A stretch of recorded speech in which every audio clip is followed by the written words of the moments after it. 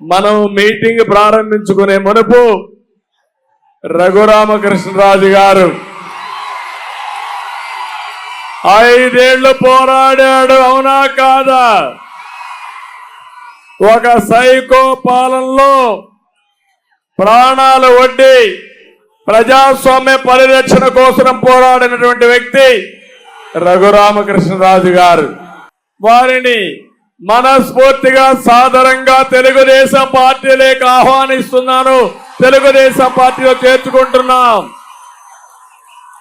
గట్టిగా మీరు కూడా స్వాగతం పలకాలి, ఇంకా గట్టిగా. మనం ప్రజాస్వామ్యంలో ఉన్నామా లేదా అని మిమ్మల్ని అడుగుతున్నా.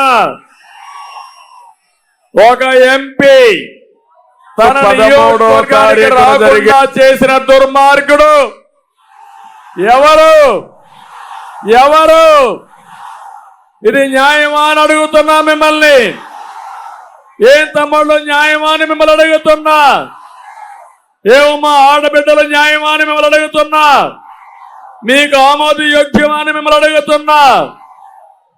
ఏంటి అరాచకం, ఏంటి సైకో పాలన?